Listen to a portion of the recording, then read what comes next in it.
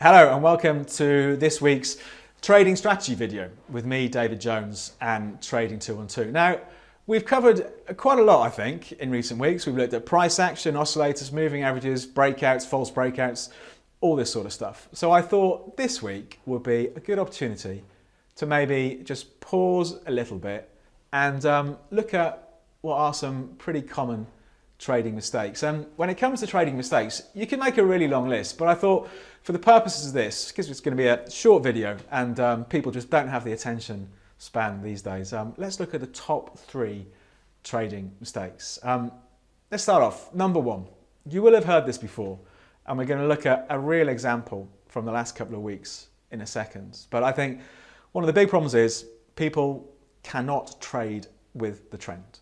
They see a market, and there have been plenty of markets in recent weeks. The euro, oil, stock markets. They see a market that's maybe doing that or doing that.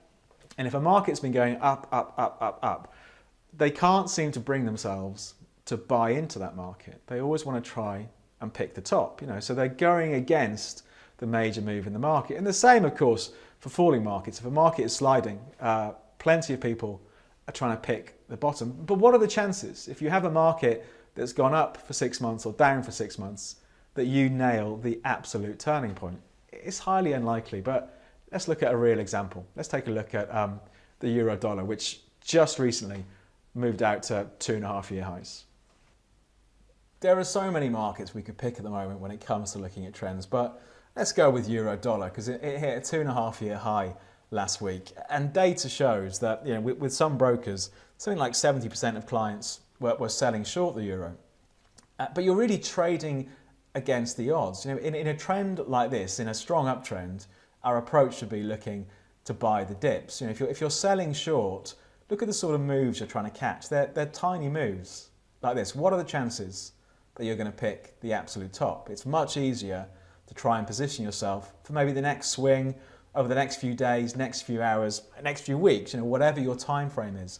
So trading with the trend really should be at the core of our approach, but it's one that so many get wrong because psychologically it's a difficult thing to do. But I think even in a trend like this, the market has gone down for one day, but has gone up in the view we're looking at here, broadly speaking, for the last 3 months. So it's much easier to identify a trend on the chart, and it's pretty clear what the trend is here, and look to trade with that trend.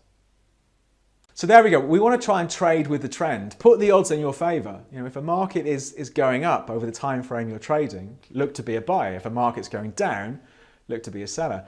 I think the second, maybe more common problem is trading too big.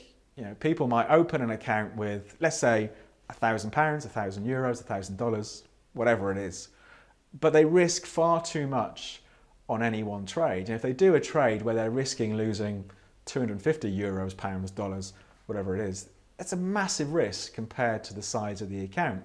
And I think it's very difficult to look at a market objectively if you're in a trade, if every point the market moves against you or in your favour is a massive sum of money to you, whatever that sum of money is.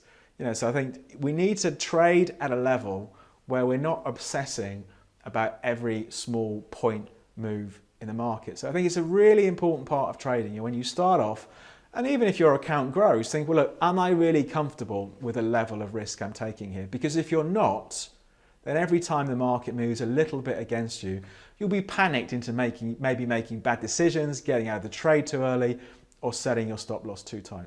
Which brings me, I think, to point number 3.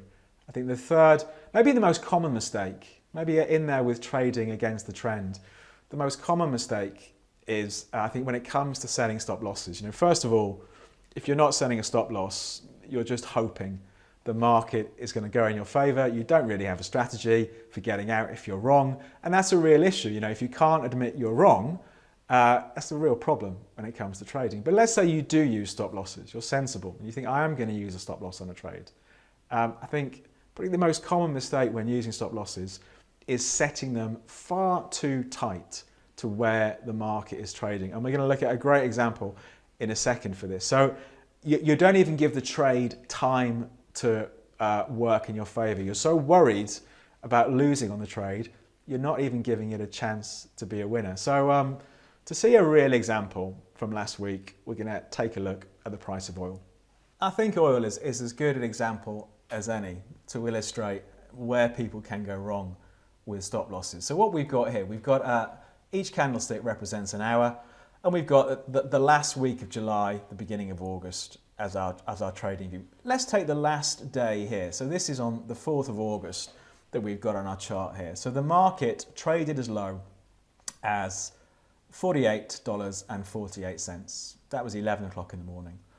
The high for the day was $49.61. That's at 7 o'clock in the evening, UK time. So the market has travelled through $1.13 of range, so 113 points of range. And that does suggest that's a pretty typical day, I think, for the price of oil. Looking at the last week, clearly we had a big day there, but typically, a 113 point move is not an unusual one for the price of oil. But plenty of people will try and trade a volatile market like this with incredibly tight stops. Let's say you're trading it, you're buying oil somewhere, and you're using a 10-point stop, a 15-point stop, a 20-point stop. What are the chances you've got it right?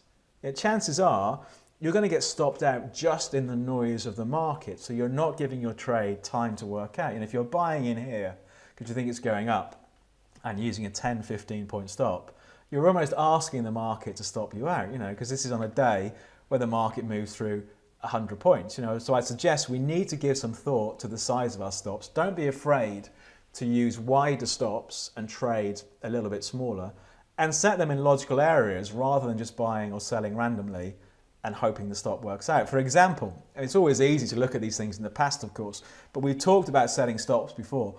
In the early morning, so between 8 to 11 o'clock, we saw the market, the price of oil, come back down to about $48.50, $48.60. And over the previous couple of days, you can see it here and here and here and here. Whenever we'd seen the market dip down to sort of $48.30, $48.50, we'd see the buyers come back out. So if we're buying in here somewhere, a logical place to have our stop loss is the other side of these old lows. So it might mean if we're buying at $48.80, our stop is going in, 60, 70 points away. But if we're looking for a bigger move, who cares? We're giving the market time to prove us right rather than setting a stop loss that's just going to get taken out during the normal noise and normal trade of the market throughout the day.